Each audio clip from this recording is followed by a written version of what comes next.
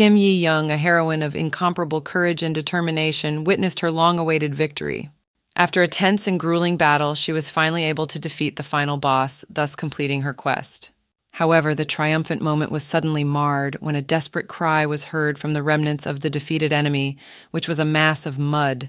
That cry was an admission that the boss's great plan, the quest for world domination, had failed.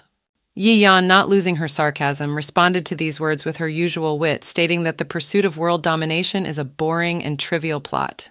At this moment, when the victory seemed to be finally confirmed, suddenly Yi Yong, the constellations of this world, the witnesses of her epic battle through the player system, began to cry. Their tears were caused by the realization that after defeating the final boss, Yi Young would have to leave their world and return to her original reality. This thought of separation touched their hearts deeply.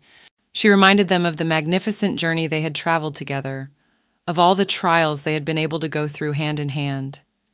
These words were filled with gratitude and recognition of the importance of their common journey. However, even in this moment of deep emotion and goodbyes, Yi Young's thoughts were also focused on her anticipated homecoming. In her heart, the joy of seeing the long-awaited creature, her cute little dog, was brewing in her heart. This small detail added a special warmth to the story and showed that even great heroes who have gone through unimaginable trials long for the simple joys of their home and the loving hearts that await them there. Yi Yong, strong and unwavering, felt an obligation to return to once again embrace her faithful companion left behind in her original world. But the good thing for the dog would be that this waiting period would not exist, as if Yi Ying had always been there for her. At a moment when it seemed that the dust of battle had already settled, the final boss, a creature shrouded in darkness and malice, found the strength for one last desperate statement. With unwavering determination, he promised that his thirst for revenge would still burst into flames, and he would not let his defeat go unanswered. Leaning over Yi Yong, he filled the space with the threat to destroy the most precious thing she had: her dream. But Yi Yan, the embodiment of courage and indomitable will, didn't hesitate for a moment. With lightning speed, she chopped the boss into pieces, showing her unyielding strength and power. Her anger was uncontrollable, like a storm brewing in the heart of battle. She felt that what had been defeated should have died by now. Stomping on the remains of her enemy, she exclaimed that he did not deserve even the shadow of a dream after all the atrocities he had committed and the blood of the innocent he had shed. At the moment when the boss, in a final burst of desperation and thirst for revenge, put his arms around her neck, trying to suppress her will, he, bringing his face close to hers, made a final declaration of revenge in the next life. However, Yi Yong, the symbol of indomitability and courage, thrust her blade in again, bringing down upon him the fate of his own evil intentions. After this decisive act, she was ready to leave the place, leaving destruction and doom behind. But in that moment, the constellations, witnesses to her journey and struggle, reminded her of her true purpose, which was far more prosaic but no less meaningful: the puppy waiting for her return. The constellation, carrying a message and reminder of a well-deserved reward, prompted her to turn to the system, a mirror of the world she fought in. But instead of receiving the award smoothly, the system suffered an unforeseen error, suddenly blocking access to the coveted reward. This technological failure caused a wave of resentment from Yi Yong, who couldn't understand why, after all the trials and triumphs, the last barrier in her way was a system malfunction. At this critical moment, as Yi Young struggled with her own frustration, the system, as if sensing the tension, offered her an unexpected twist of fate. With words as if taken from another world, the system announced the existence of a new work from the author whose novels formed the basis of her current adventures. This offer to move into a freshly created world where new stories were waiting to be told was as sudden as it was ambiguous. The system update that followed this announcement didn't just restore functionality, it radically changed the very nature of the award. Instead of returning to her world, Yi Young found that her path now lay to a whole new reality, a new novel that was supposed to be her new home. Consumed with anger and despair at this unexpected turn of events, Yi Young couldn't contain her emotions. Her voice, filled with rage and rejection of this injustice, cut through the air. With a demand to meet the author of these novels as her last hope for justice, she struck her sword at the heart of the system. And in that moment, as an answer to her challenge, the world around her lit up brightly, heralding a new chapter in her incredible journey, a chapter full of unknowns and new possibilities. Kim Yi Young, a girl who had been living an ordinary life suddenly found herself drawn into events that seemed to come out of the pages of a novel, where her attention lingered between preparations for an important test. Her days and nights were completely consumed with preparing for the state exam, for which she had been diligently studying for 5 years. And so, with the exam behind her, Yi Young decided it was time to take some time to relax and celebrate her hard work, heading to a restaurant for a well-deserved celebration. However, fate had it differently. On her way to the place of celebration, she was suddenly hit by a car, and that moment became a turning point in her life. Right after the accident, when the world around seemed to stop, Yi Young received a notification from a certain system. This message marked the beginning of her new life, a rebirth in the world of the novel she was so familiar with through parallel reading while studying for exams. In this new world, with knowledge of the plot twists and characters in the novel, Kim Yi Young gained almost limitless possibilities. She became the protagonist of the story, which gave her a powerful resource to manipulate and achieve her goals. Moreover, she made a pact with the three constellations of this world, which further strengthened her position in the fight against evil. Despite all sorts of advantages and the support of the mighty constellations, the battle with the final boss proved to be a difficult challenge. Victory over this powerful enemy eluded her time and time again, no matter how many times she tried her powers. This fight turned into a series of rebirths, during which Yi Young faced the boss 58 times. And only after the 58th attempt, having gathered all her strength, relying on the accumulated experience and knowledge gained in the course of many lives, Kim Yi Young finally won the long-awaited victory over her worst enemy. Sitting in the gloomy and damp dungeon of the new world, Yi Young felt confused and puzzled. She couldn't understand how, after a titanic battle that took her incredible effort and all her many lives to defeat the main antagonist, she found herself in a completely different world. Moreover, this new world was a novel, the pages of which Yi Young had never turned, and the plot was completely unfamiliar to her. She was beyond outraged, realizing that the system seemed to mock her efforts, throwing her into an alien reality where she had to start over. The system that used to be her trusted assistant and guide now announced that Yi Young had been reborn into the body of Renee Marziz, a woman falsely accused of murder. Her new mission seemed mockingly simple and yet absurdly difficult. She needed to escape from the dungeon. But the mockery of fate didn't end there. Yi Young, who had always avoided romantic stories, was now forced to star in one. To add to her ordeal, the system seemed to have stopped functioning properly. All the abilities and knowledge that Yi Young had accumulated in the previous world that made her almost omnipotent suddenly disappeared without a trace. She felt naked without her magical abilities and knowledge, standing on the threshold of a new challenge that required not only her physical strength, but also her resourcefulness and ability to adapt quickly to unexpected circumstances.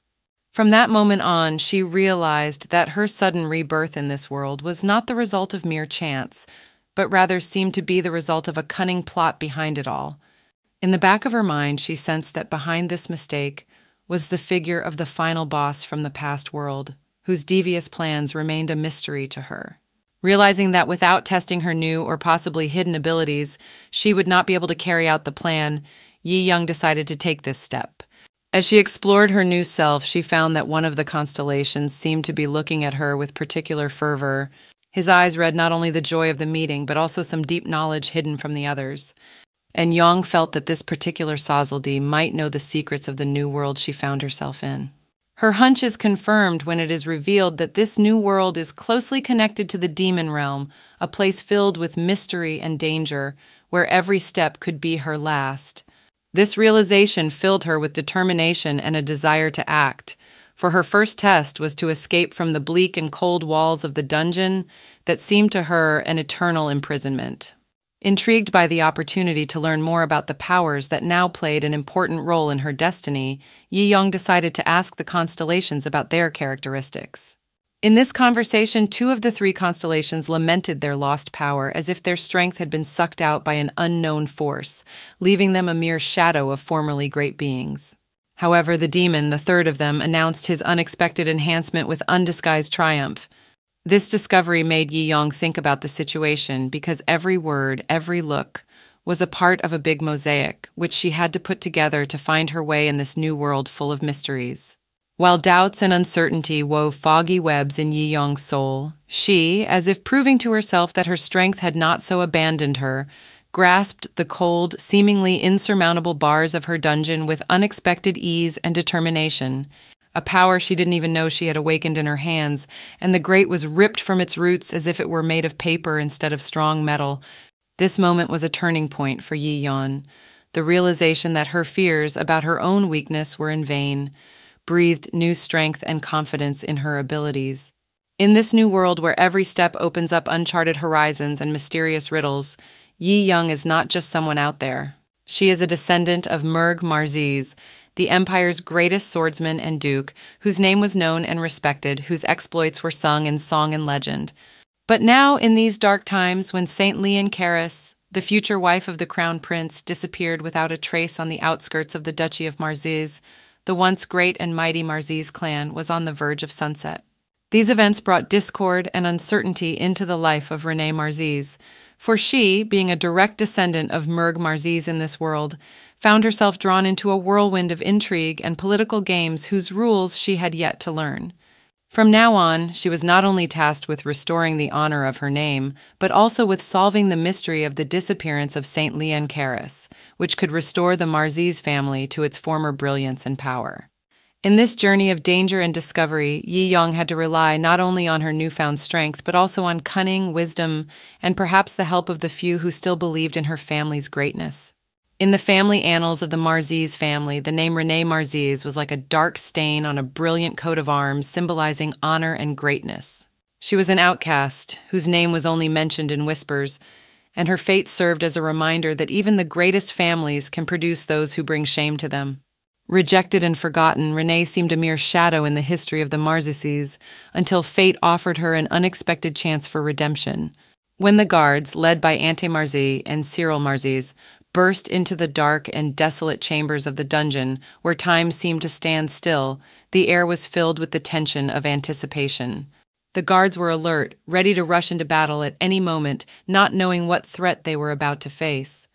Their eyes searched for the enemy in the semi-darkness, ready for a fight. But when their gazes fell on Yi Yong standing amidst the wreckage of her dungeon cell, the momentary tension was replaced by bewilderment and exasperation. Subsequently, they made the decision to take Yi Young to the family estate, where she was welcomed as a long-lost and suddenly found relative. In the eyes of the Marziz family, the dungeon escape shrouded in mystery became another mystery they could not solve. Skepticism and disbelief shrouded Yi Yong's stories of how she escaped from confinement on her own, as no one could believe that such a thing was possible without outside help. At the moment of the tense dialogue where Auntie demanded from Yi Yong a clue, the name of the savior from the dungeon, along with the question of this stranger's possible connection to the brutal murder of Saint Karis, the atmosphere in the room was filled with a sense of elusive tension. Yi Yong, showing no obvious signs of excitement, stared at the anti-system window, where the digital lines distorted, disrupting the normal order of things and displaying information that seemed to make no sense.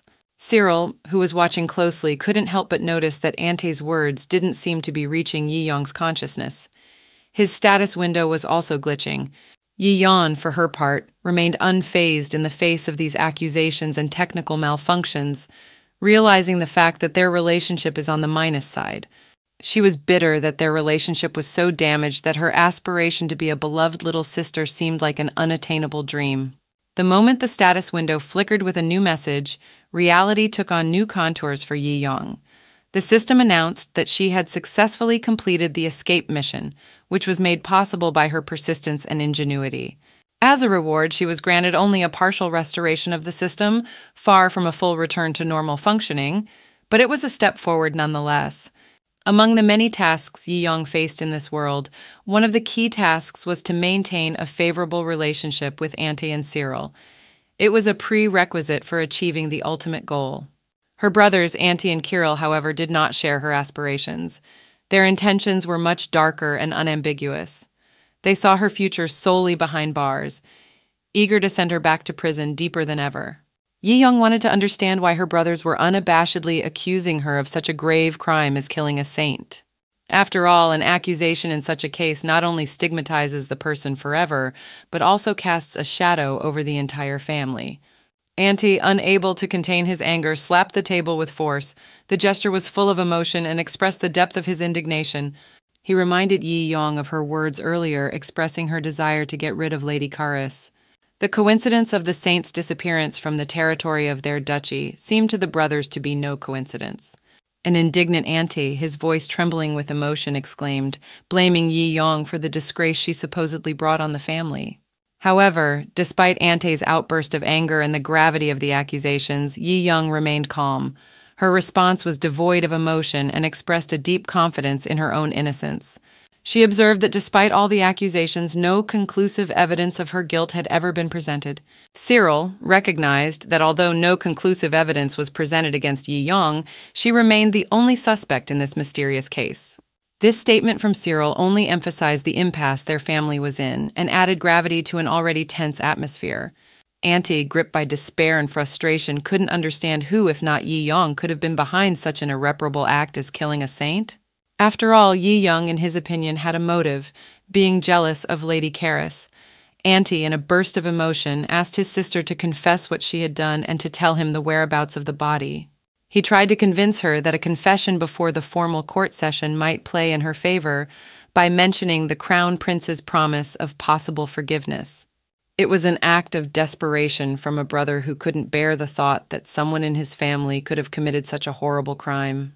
Auntie also reminded him that the case was so serious that it was being personally handled by the Crown Prince himself, which added to the importance and urgency of the case. Yi Yong, with a keen sense of justice and logic, expressed doubt that the Crown Prince should personally handle their case, given his important state duties. However, Auntie, not missing the opportunity to insert a sarcastic remark, was quick to emphasize that Yi Yong no longer enjoyed the Crown Prince's former favor, recalling how the latter had cherished his feelings for Lady Caris for 3 years. This exchange not only underscored the complexity of their situation, but also exposed personal grievances and tensions in the relationship. Making sense of the information, Yi Yong came to a conclusion about René Marzis, who she thought might be jealous of Caris so much that it would be a motive for her to kill. It's quite possible that René had tried to do something to the saint before, and maybe this time it worked. Nevertheless, Yi Yong felt that something didn't add up in this version of events. Her doubts were reinforced by the system, which she knew was reporting her accusation as false. The thought was maturing in her mind that the system, guided by logic and evidence, could not be wrong or lying. This led her to realize that the accusation against them was more the result of a misconception or deliberate misrepresentation than a true reflection of reality. Suddenly, Yi Yong gathered her brothers to share her suspicions about Leon Caris's disappearance. With a collected look full of determination, she put forward the suggestion that Caris might have seized the moment and escaped. The thought seemed incredible, for her upcoming wedding to the Crown Prince was to be the culmination of her life. But Auntie, who stood as the epitome of skepticism, quickly dismissed the idea, arguing that Caris, on the cusp of such a significant event, could not have simply disappeared. However, Yi Yong, not allowing her brother to dominate the conversation, wittily remarked that the upcoming marriage might have been the reason for the elopement. Her words carried weight. Could Caris's true desire hide behind a facade of loyalty and duty?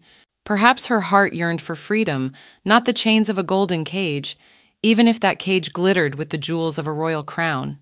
Auntie, whose thoughts were rooted in tradition and norms, could not recognize such a possibility. He argued that Saint Caris, whose name was synonymous with purity and piety, could not afford such a liberty. But Yi Yong did not hesitate to point out the limitations of his views, emphasizing that such narrow-mindedness was not befitting of a future duke who must see beyond the ordinary and predictable. The situation escalated when the laughter of Cyril, the youngest of the brothers, cut through the tense atmosphere. His mirth, sounding like an argument, was like a spark ignited near a powder keg, causing Auntie's resentment to explode. As the conversation continued, Yi Yong skillfully manipulated the words to create a bridge between doubt and possibility. She emphasized the suffering she believed the saint was experiencing, emphasizing that if Caris was indeed as virtuous as Auntie claimed, her reason for fleeing could have been her inability to stand up to the Crown Prince. Could it be that there was something behind the Crown Prince's glittering eyes and smile that made Caris feel the need to flee? Yi Yong hinted that perhaps the Crown Prince wasn't as perfect as he was portrayed, and that his real self might have been an unbearable burden for Caris. With a sparkle in her eyes and a half-smile on her lips, Yi Young suggested that Auntie conduct his own investigation, suggesting that he stop by the Crown Prince's house to see things for himself. This advice, given with ease and wit, sounded like a challenge to Auntie to get him to look beyond his preconceived beliefs. Kirill couldn't contain his laughter when he heard this bold yet wise advice. His laughter spilled into the air, adding lightness to the atmosphere, which had become overly tense due to the heavy thoughts about Karis's fate and possible reasons for her escape. At this critical moment in the conversation, Yi Young made a request to Auntie that was more than just words. It was an appeal to the underlying feelings and trust that seemed lost in their relationship. She encouraged him to be empathetic, reminding him of the importance of family bonds and support during difficult times. It was not just an appeal to the mind, but to the heart, to the feelings that were supposed to unite them as a family. Auntie, for his part, being on reflection, couldn't deny the internal struggle between his sense of duty and his distrust of Yi Young. With bitterness in his voice, he expressed his disappointment, noting that despite the family's repeated attempts to support her, Yi Young, in his opinion, never proved that she could be considered a reliable family member. Those words were filled with the weight of past disappointments, emphasizing the deep chasm of misunderstanding and lost trust between them. At this pivotal moment in their conversation, Yi Young, possessing an indomitable spirit and a belief in justice, put everything on the line by deciding to take a desperate step. She had asked fate and her brother for only a month, a time that seemed both instantaneous and eternal, to prove her innocence and dispel the clouds of accusations that were gathering over her. Auntie, whose thoughts were clouded with doubt and disbelief, took her request skeptically. It seemed incredible to him that Yi Young, whom he considered incapable of such deeds, would be able to prove anything meaningful within this short period of time. He figured she didn't even realize where to begin her investigation or what direction to take next. However, Yi Young, who had not lost her inherent wit even in such a tense moment, laughed. Her laugh was full of confidence and hidden challenge.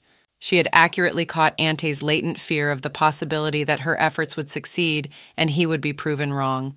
That laugh, like a spark, ignited not only anger in Auntie, but also an involuntary recognition that he might actually be afraid to admit his sister's possible rightness. Excited and at the same time spurred on by this unexpected turn, Auntie accepted the challenge. He agreed to give Yi Young the requested month, recording his decision with an oath that was evidence of their agreement. Auntie went further, promising that if Yi Young was right, he would personally invest all his honor and influence to restore her good name. Kirill, who witnessed this vow, was unwittingly drawn into this game of risk and trust, where every word and every promise could change the outcome of their fates. Yi Young faced a surprise. The status window flickered with a notification carrying not just a task, but a promise of change. The essence of the task was mysterious. It concerned her arrangement with Auntie. However, to her greatest surprise, the promise was not to improve relations with Auntie, but with Kirill. This caused Yi Young to have many questions and thoughts about the nature of their relationship and what could have gone wrong between her and Auntie. Determined to get to the bottom of it, Yi Young hurried to find out all the innuendos and secrets hovering in the air. Her aura caught Auntie off guard. He turned to her, his gaze expressing a mixture of amazement and confusion. Sitting in front of him, Yi Young didn't accuse or demand an explanation. Instead, with softness in her voice, she asked Auntie to show care and attention to her, as if seeking comfort and understanding in his eyes. Auntie, for his part, seemed startled by her request. His mind was spinning with completely different thoughts about how to resolve their situation. He was convinced that the best way to resolve any misunderstandings would be a direct and open confrontation, like a battle in which only one could remain standing.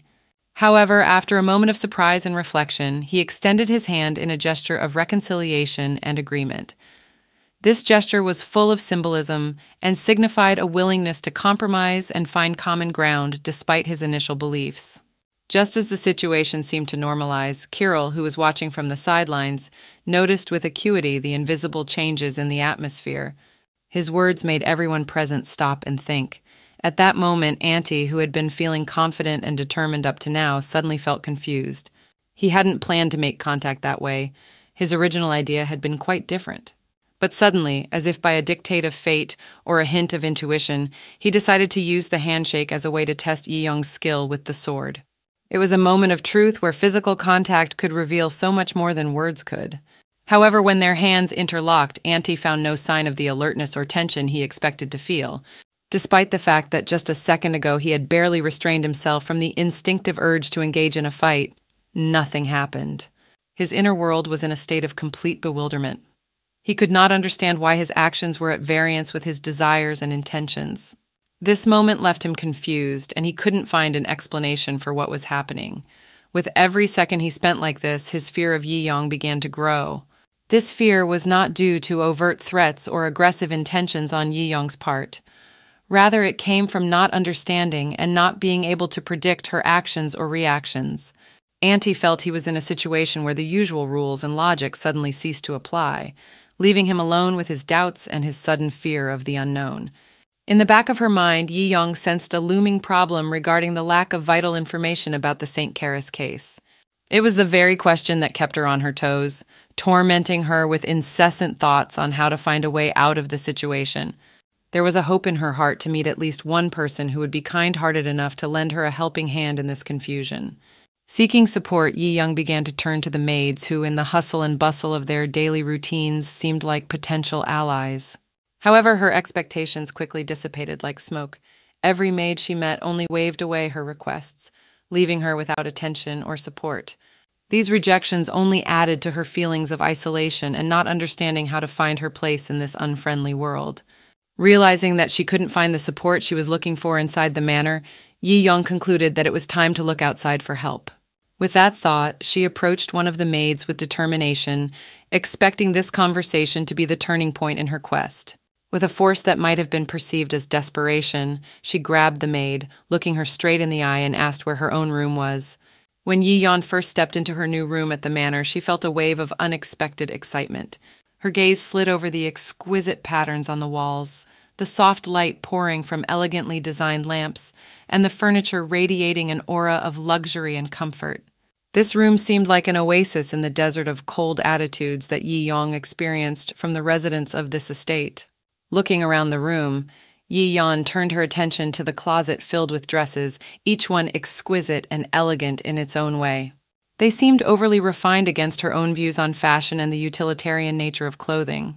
She wondered how it was possible to spend so much money on such an impressive collection of dresses, each of which was an outfit for a special occasion and not just an everyday closet item.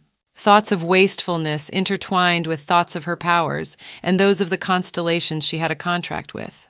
Yi Yong had a unique gift that allowed her to attract people's attention, as if she was a bright star in the night sky around which all the planets tended to revolve. She could use her abilities to surround herself with many suitors and change her position in the manor. However, memories of the past made her retreat from that thought. Past lessons reminded her of the price to pay for using such powers for personal gain. In the end, Yi Yong concluded that she should proceed with caution in her new environment.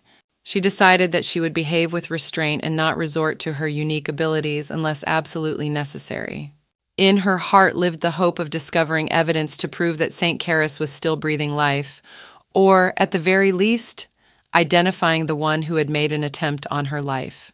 It was the only way for Yi Yong to return to her home world, a world that seemed so far away and unattainable to her now. Among the twinkling stars, a water constellation brought a ray of hope to her search by offering its help. It had the unique ability to track people, but it needed a personal item of St. Karis to do so. While the water constellation offered a concrete solution, the other constellations were doing their own kind of reasoning, suggesting that the problem could be solved by framing someone as Karis's killer. This thought seemed not only immoral, but also dangerous to Yi Yong as she sought the truth rather than creating false accusations. Yi Yong's determination was unwavering. She realized that there was too much at stake and only real proof could give her a chance to return home.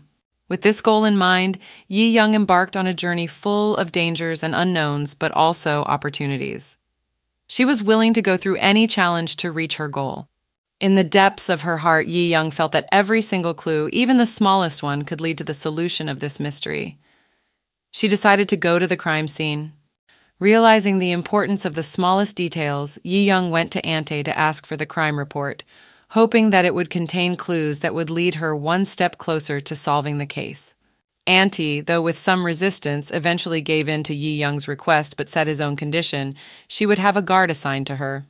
Yi Young, whose independence and desire to act on her own was as natural to her as breathing, was skeptical of the suggestion. She was sure that extra eyes and ears could only hinder her in her delicate and sensitive investigation. However, realizing that this condition was unalterable, Yi Young proposed a compromise: have Ante's closest advisor assigned to her as a guard. It was shrewd of her, for her closest advisor likely possessed not only knowledge but diplomacy that could come in handy in their work together. Plus, Yi Young insisted on a carriage, which would not only make it easier to move around the investigation area, but would also give her some degree of independence within the established framework. Arriving at the scene by carriage, Yi Young felt excitement intertwined with determination. 10 days had passed since the saint who had been helping in the slum had disappeared without a trace. Time seemed to stand still in this place where every stone and every glance could hide the answers to the questions that plagued Yi Young. The sudden appearance of Priest Melson brought a new element to an already confusing story. His appearance, too opulent and flamboyant for a man of his position, could not help but arouse suspicion. This contrast between the expected asceticism and the actual luxury of the priest's clothes made Yi Young wary. However, realizing that each person could be a clue, she decided to offer the priest's cooperation. With a smile that could soften even the most hardened heart, Yi Young shared her story with him. She explained that she had been falsely accused of murdering a saint, that her arrest was illegal, conducted without any conclusive evidence. Emphasizing every word with her sincere conviction of her own innocence, Yi Young stated that her intentions were pure and that she was eager to cooperate for the common good. This gesture of openness and willingness to cooperate could be a bridge connecting two people on opposite sides of the barricades in a common struggle for truth and justice. Melson's reaction to Yi Young's proposal was explosive and unexpected. He rejected her words, saying that he didn't believe in her sincerity and innocence. However, Yi Young, without losing her composure, elegantly turned the situation in her favor. Her wry smile foreshadowed something unexpected. And so, showing her shrewdness and ability to manipulate circumstances, Yi Young presented Melson with jewelry, claiming that her visit was for charity. This gesture, though calculated to gain favor, was decisive. Melson's eyes lit up at the sight of the jewels, which only emphasized his true motives and attitude towards his duties. While his underlings, disappointed by this turn of events, cast judgmental glances at him, Melson quickly reconsidered his attitude towards Yi Young. With a recent enemy now on her side, Yi Young received something valuable from Melson, a prayer book that belonged to a saint. This item not only served as a key element in her quest, but also symbolized a change in the dynamics of their relationship. Yi Young, with her unmatched ability to adapt and manipulate situations, turned an initially unfriendly encounter to her advantage, emphasizing that the ability to read people and use circumstances to her advantage is a powerful tool in achieving her goals. Under the dome of the tent that had once been home to the saint before her mysterious disappearance, Yi Young paced with a special anticipation. The air inside was filled with silence, and the purity of the space was astounding, as if the place itself was shrouded in an aura of sanctity and inviolability. Everything here seemed untouched by time, as if frozen, waiting for the return of its mistress. At this time, her assigned assistant, a man with a shrewd eye and an unyielding sense of duty, decided to break the lingering silence by gently bringing the conversation to the topic of the donation made by Yi Young. His words were measured and careful, for he was touching on a delicate subject involving Yi Young's past deeds and feelings toward the church.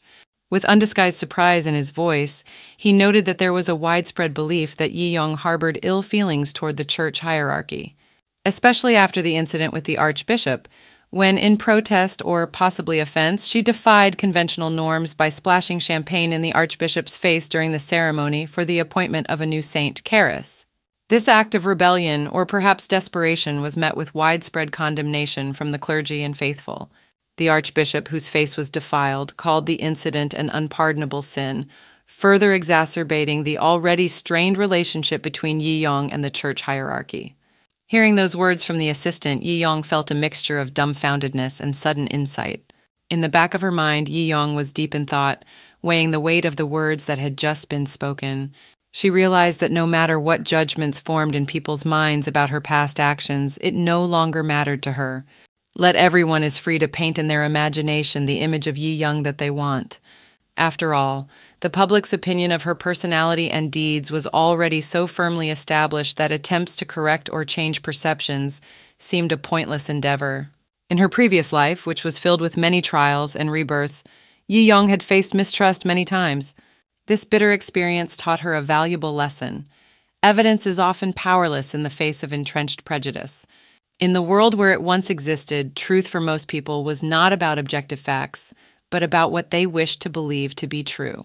These musings filled her with a mixture of frustration and reconciliation with reality, in which Yi Young had learned from bitter experience that sometimes it was better to let the world think what it wanted while maintaining her dignity and being true to her own beliefs. Realizing the depth of her position in this unfamiliar world, Yi Young came to an important decision. Once inside Renee Marzis's body, she realized that in this new reality she might not have a single person to rely on unconditionally. The world around her could accuse her of any sins, but Yi Young firmly decided that she would unswervingly believe in Renee. No matter what qualities Renee really possessed, even if everyone around her was convinced of her viciousness, Yi Young chose to become an unbreakable support for Renee, unwaveringly believing in her essence. Even in the face of everyone's condemnation and bias, Yi Young has found the unbreakable will to not reject Renee despite all the possible accusations. She realized that if the world decided to stigmatize her, Yi Young as Renee's shadow was willing to take on that role, guarding loyalty to her new self. This decision reflected not only faith in Renee, but also Yi Young's deep understanding that her own perception of herself and her actions was far more important than any outside opinions. Thus, in this world full of uncertainty and unpredictability, Yi Young has found a fortress in her determination to stand by Renee's side, no matter what winds of change their fates may swirl. It wasn't an easy decision, but it demonstrated not only Yi Young's loyalty to her new self, but also her ability to see beyond conventional judgments and opinions, truly believing in the purity of Renee's inner world. In the shadowy shelter of the tent, Melson, attending to his duties, was engaged in earnest conversation with the Crown Prince's ambassador. He emphasized on the surprise visit of Yi Young, who he said had taken up self-investigation of the case in order to clear her name from the allegations. Her determination to prove her innocence seemed noteworthy, for not everyone would dare take such an initiative. At the center of this story was Seddon Ansarad, whose name was known far beyond their lands. His reputation as a mercenary king was not an idle one. 20 years of hard-fought battles and countless victories had forged him into not only a superb strategist, but also one of the two sword masters of the entire empire.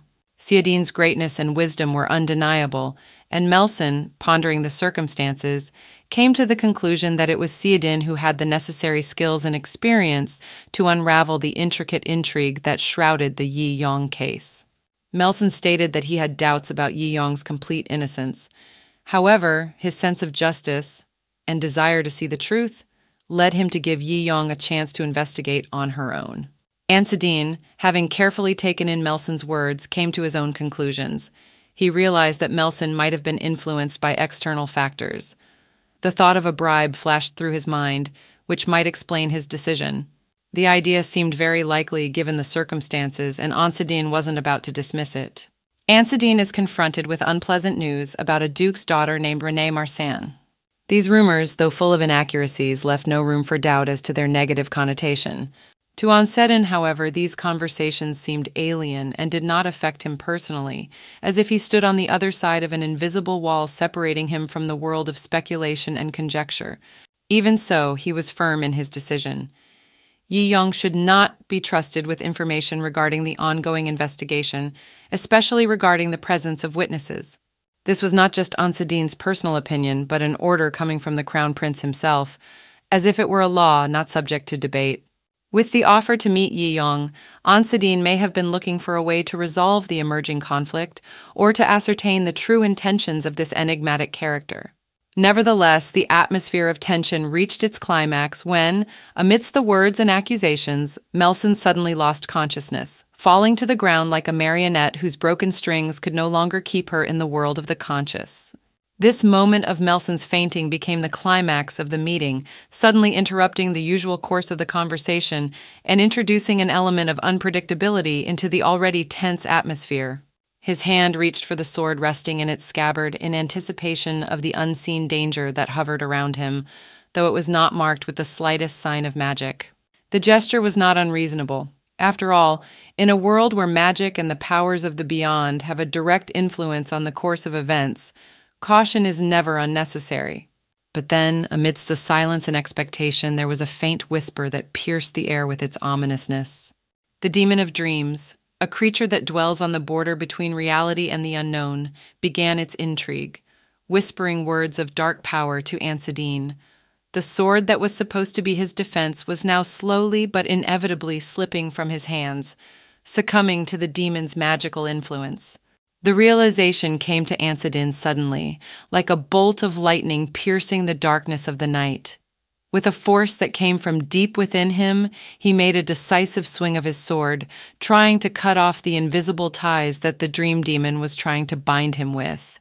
This moment was a test not only of his physical fortress, but also of his will that faced an otherworldly force. After that confrontation, when the darkness receded, if only for a moment, Ansadine felt the effects of the demon's magical attack. His body, barely able to stand, shook like a leaf in the wind, and his strength left him like water through his fingers. The appearance of such a powerful demon in a space inhabited by priests could not have been a matter of chance. This phenomenon indicated the presence of an entity with extraordinary power in this world, capable of summoning a being dark and powerful from the depths of hell, surpassing even the power of the Crown Prince.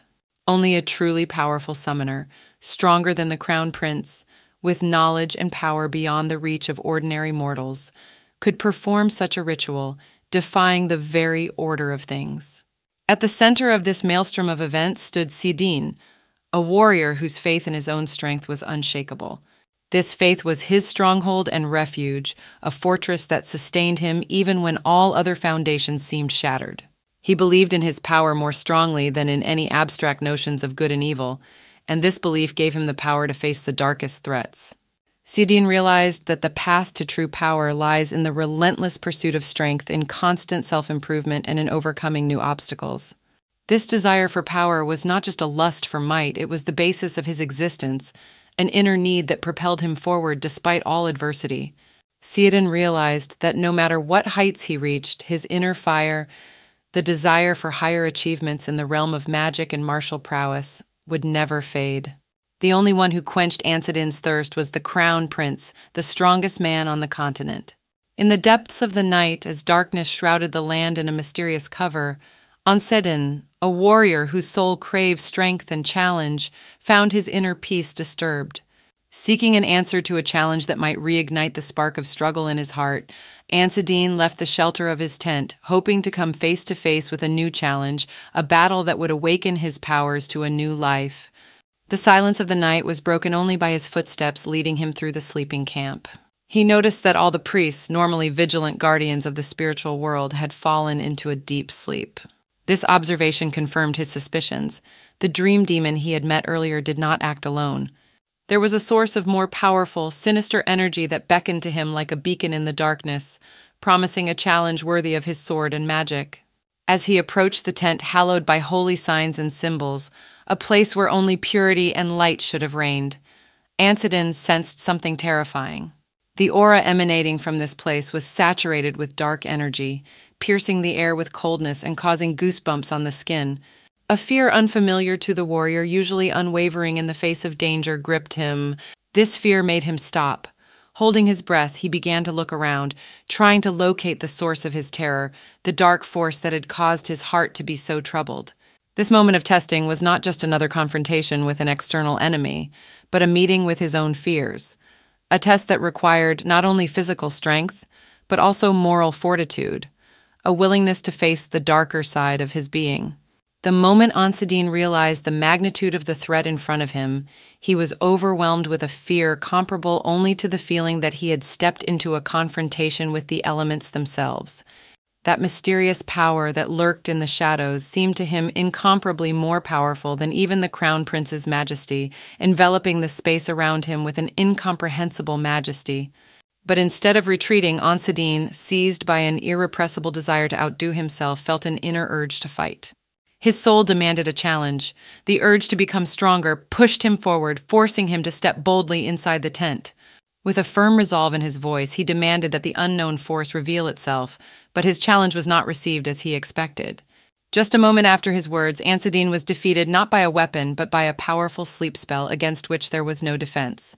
And then, in that moment of vulnerability, a mysterious entity, Yi Yong, approached him. She, like the personification of the unknown and powerful, leaned over him. There was a certain tenderness in her gaze as she regarded the defenseless Ansadine, finding something touching and harmless in his helpless state, like a kitten lost in a wild forest. A little earlier, when the mechanisms of the system had started up again in the correct rhythm, Yi Yong had encountered an unexpected discovery. A large part of her abilities were under lock and key, unavailable for use. This discovery made her reconsider her plans, for the search for St. Karis would require a full 24 hours of nonstop work, valuable time she simply didn't have. In search of a solution, Yi Yong turned to an ancient and powerful demonic constellation whose power could summon sleep demons, beings of a special caste capable of bringing to reality the most mysterious aspects of night and darkness. With confidence dictating her terms, she ordered these shadowy entities to envelop the priests in a deep, serene sleep so that they could not interfere with her schemes. Such a move gave Yi Yong the necessary advantage and time to act without too many eyes and questions, giving her room to maneuver. Now that ambitions and plans were temporarily sidelined, Yi Yong found a moment to reflect, finding herself alone with Ansadine, who lay before her, overcome by the power of the sleep spell. With the ease and care inherent in this moment, she tucked him into bed, creating a contrast between his helpless state and her own powerful self. In this quiet, secluded space, Yi Yong allowed herself a moment of humanity, reflecting on Ansadine's appearance. His beauty, revealed to her in a new light, made her heart beat faster. Yi Yong, contemplating Ansadine's serene face, found an ineffable beauty in his features, especially mesmerized by the depth of his eyes. These mirrors of the soul seemed to her the embodiment of unknown worlds full of mysteries and riddles. Her admiration did not go unnoticed. The water constellation, together with other star entities, supported her fascination, seeing in it not only a play of emotions, but also an opportunity for some of their own, only known to them, plans. The demonic constellation, however, expressed its view of the events with irony, noting that summoning dream demons was aligned with Yi Yong's preferences, as if emphasizing her tendency to manipulate even such a delicate matter as the influence of dreams. Unwilling to listen to the taunts, Yi Yong decided to temporarily silence the constellation's voice by resorting to her magical abilities. However, in response to her actions, the constellation used a spell, complaining about its sudden shutting up. This act of magical insolence not only expressed his disagreement, but also physically affected Yi Yong, palpably hitting her ears, creating discomfort and reminding her that even in a world where she held considerable power, there were forces she would have to reckon with. Pondering Ansadine's fate, Yi Yong evaluated him as if weighing not only his outer appearance but also his inner qualities on a scale. Her attention was drawn not only to his outstanding abilities, but also to his unique attitude towards Renee. Despite his lack of obvious attraction or friendship, Ansadine showed no antipathy towards her, which was rare in their world. The demonic constellation, always prone to radical solutions, dryly suggested getting rid of Ansadine, seeing him as a potential threat. However, Yi Yong quickly rejected the idea. She was interested in Ansadine not only as an object of aesthetic admiration, but also as a person who could see the world through the prism of bias and misconceptions. Yi Yong appreciated Ansadine's calmness and openness to the world, noting that he was not inclined to judge others based on rumors or prejudice. In his ability to see people for who they are without coloring them with other people's opinions, Yi Yong saw not only a rare quality, but also the potential for a deep alliance based on mutual understanding and respect. The constellations watched the situation unfold and did not hide their anticipation. They were intrigued to see what other steps Yi Yong would take and how it would affect the further play of power in their world. They expected Yi Yong's decision to be unconventional and perhaps even overturn established routines, bringing new vectors to the development of their world. After making her decision, Yi Yong determined that Ansadine would become her property in a way, the perfect companion for her many wanderings and adventures. This thought caused quite a bit of consternation among the star forces surrounding her. She, standing nonchalantly in the face of their doubts, declared that she intended to bend Ansadine to her will, seeing in him not merely an ally, but a perfect companion for her future endeavors and schemes. At the same time, the constellation of temptation presented her with news from the demons of sleep, who brought important clues about the witness to the saint's disappearance. This information, instead of the expected joy of discovering a potentially useful trail, caused Yi Yong to burst into a surge of anger.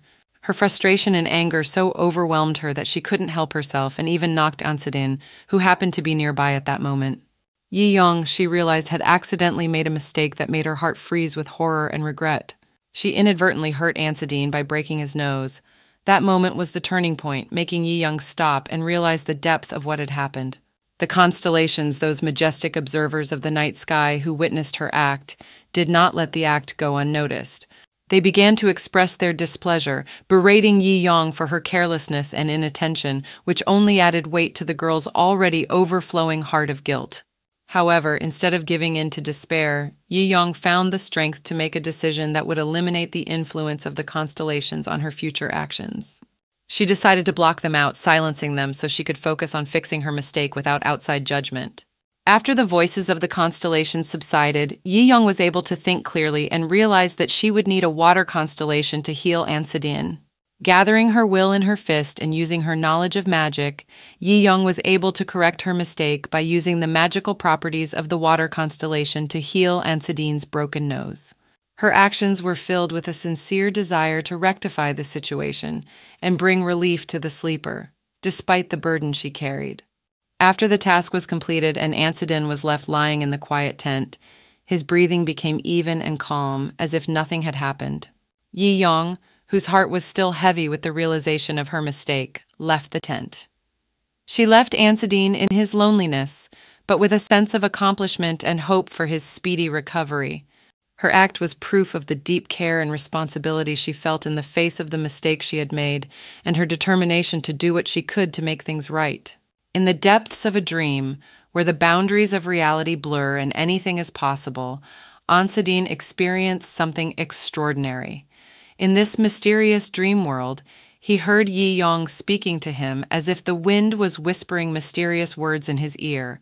With all the seriousness and grandeur that only dreams can have, Yi Yong declared that she would now become his mistress, instilling in him a sense of unknowable destiny that was now inextricably linked to this mysterious girl. Meanwhile, in the real world, Constellation tickled Ansadin's nose like a playful spirit, causing a slight tingle and itch. The sensation was a bridge between his dream world and reality, waking him from sleep. Ansadin woke up feeling lost. He couldn't understand where the pain in his nose had come from or where the powerful energy that had filled his dream had disappeared to. At this moment, Yi Yong, a paragon of calmness and serenity, greeted him as if nothing had happened. Her presence nearby surprised Ansadin. He hadn't expected to find her so close, breaking the silence of the morning with her presence. Yi Yong smiled at him, her smile adding lightness and warmth to the atmosphere. She asked him how he knew her, as if she was looking for something familiar in his gaze. Ansadin, honestly admitting he was seeing her for the first time, couldn't hide his amazement.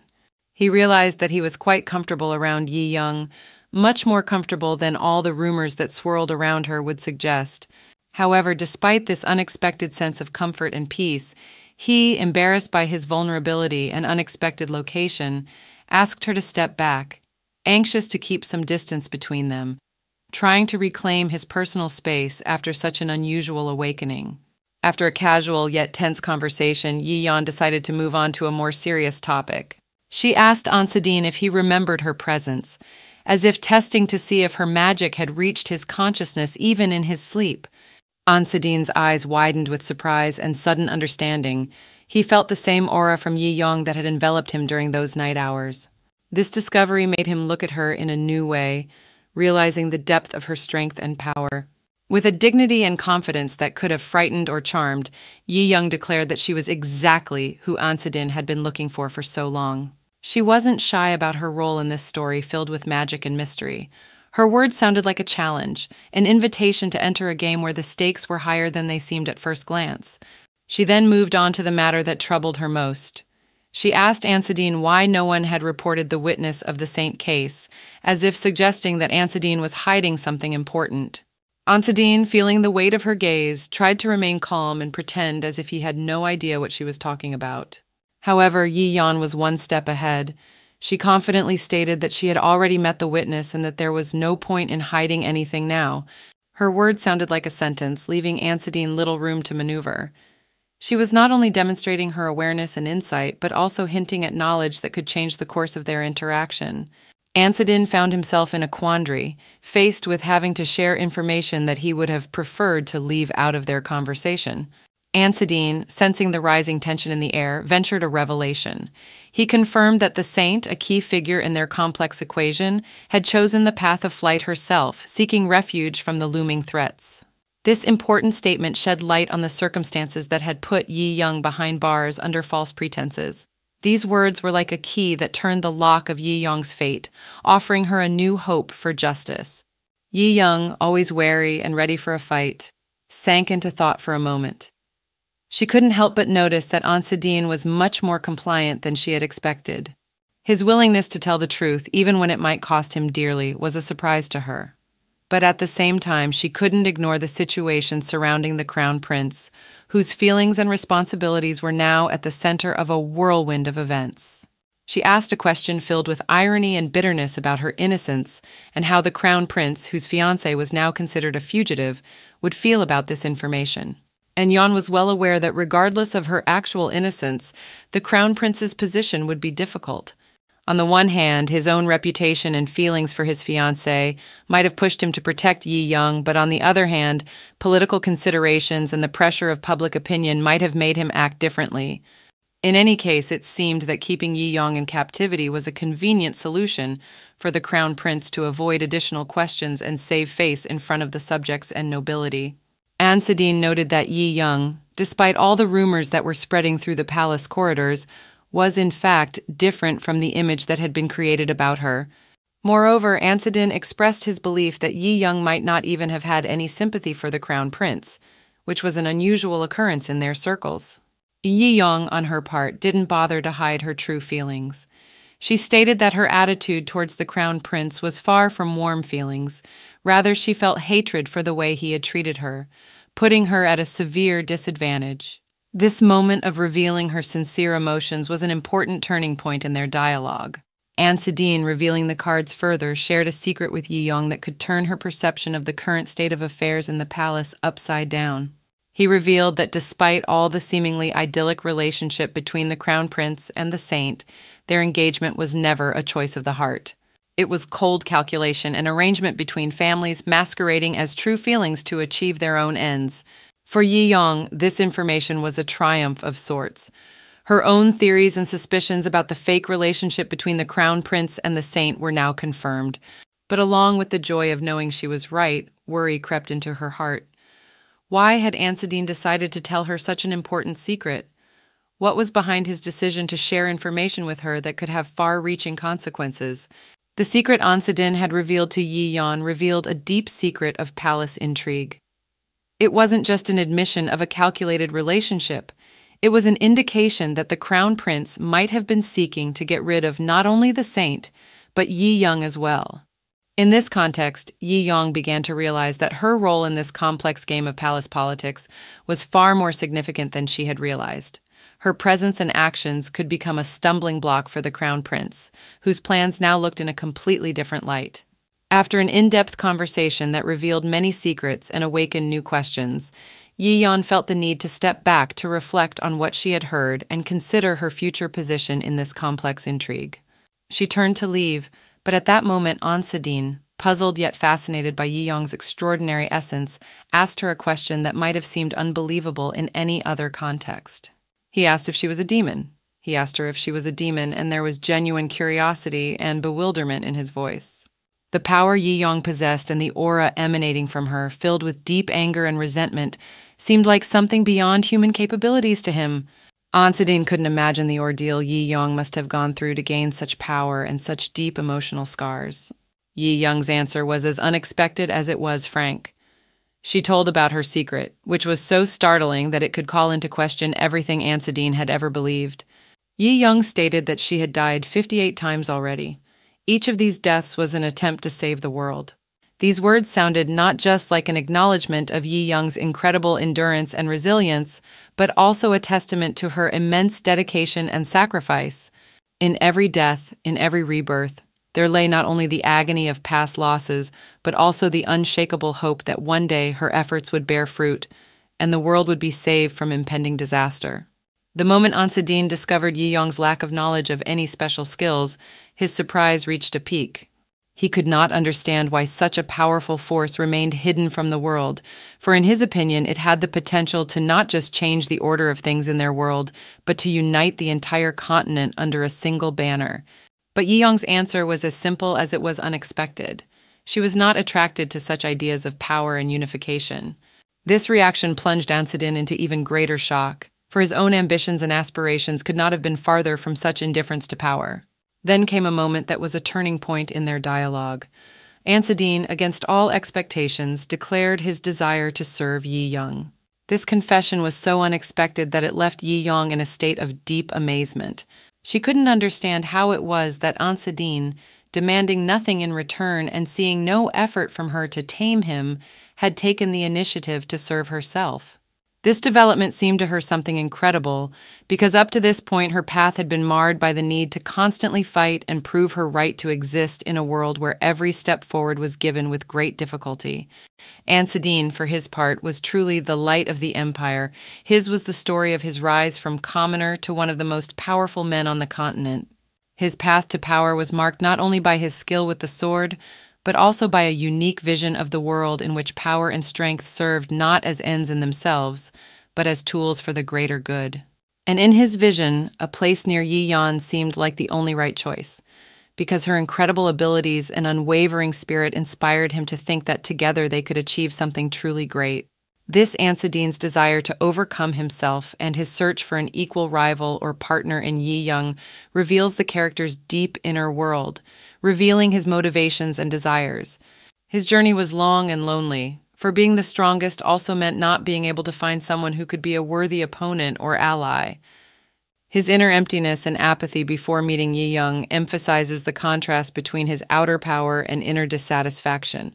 Meeting Yi Yong was the light that chased away the darkness of his existence for Ansadine. It was not just a meeting of two strong personalities, but the joining of two souls seeking their way in a world where their strength and power are not truly satisfying without purpose or meaning. Yi Yong, with her unique history and abilities, represented exactly the mystery and challenge Ansadine had been looking for so long. This moment of meeting and mutual recognition not only changes their own lives, but also heralds the possibility of great change in the world around them. Now that Ansadine has found in Yi Yong not only a rival, but also a source of inspiration, his life takes on new meaning. Together, they can not only look for ways to overcome themselves, but also strive for greater things that would have been unattainable alone. This story is about the importance of finding more in life than just an affirmation of one's own strength. It is about the search for meaning, friendship, and perhaps even love, which transcends all challenges and unites even the most diverse hearts. Ansadine asked to become Yi Yong's disciple. In Yi Yong's life, shrouded in mystery and carrying the burden of repeated deaths and resurrections on her shoulders, the question of accepting a disciple was more urgent than ever. She, whose existence had been filled with struggle and a search for salvation for the world, had learned to value solitude not only as a means of self-defense, but as a necessity. For every close call inevitably turned into a new circle of pain and loss each time she came back to life, leaving behind those she cared about. Ansadine, the embodiment of strength and drive, reached out to Yi Yong with a request that could change them both. His desire to become her disciple was not without selfishness, for deep down he was searching for a path to his own superiority. But at the same time, it was also a recognition of Yi Yong's uniqueness, her strength and wisdom worthy to follow. Yet in the face of such a request, Yi Yong remained true to herself. Being responsible for another person, especially someone like Ansadine, who was already the greatest of warriors, seemed like an overwhelming burden. Her life's journey, riddled with the scars of past battles and losses, had taught her that sometimes the hardest choice to make was to refuse a request that could lead to further trials and suffering, not only for herself, but also for the one asking for that guidance and protection. Thus, Yi Yong's rejection of Ansadine was not just a sign of her unwillingness to accept students, but also a profound act of self-defense and protection of Ansadine from a possible future in which their connection could have been their mutual weakness. In this act of refusal lies a deep meaning and understanding that not every desire for greatness must be satisfied, and that some paths must be traveled alone, even if they lead through darkness. An Sedin made an incredible effort to get Yi Young's attention, resembling an indomitable yet harmless puppy in his actions, trying to gain support and approval with all his appearance. This picture was so vivid and touching that even the water constellation, which rarely interferes in earthly affairs, could not stay away. The constellation itself, like a great counselor from the depths of space, advised Yi Yang to pay attention to An Sedin, suggesting that she saw in him not only a loyal companion, but also a potential ally in her aspirations and struggles. Yi Yang, who has always been known for her wisdom and her ability to see what is hidden from view, decided to give An Sedin a chance to explain himself. An Sedin, for his part, did not hide his motives and shared his thoughts and aspirations openly.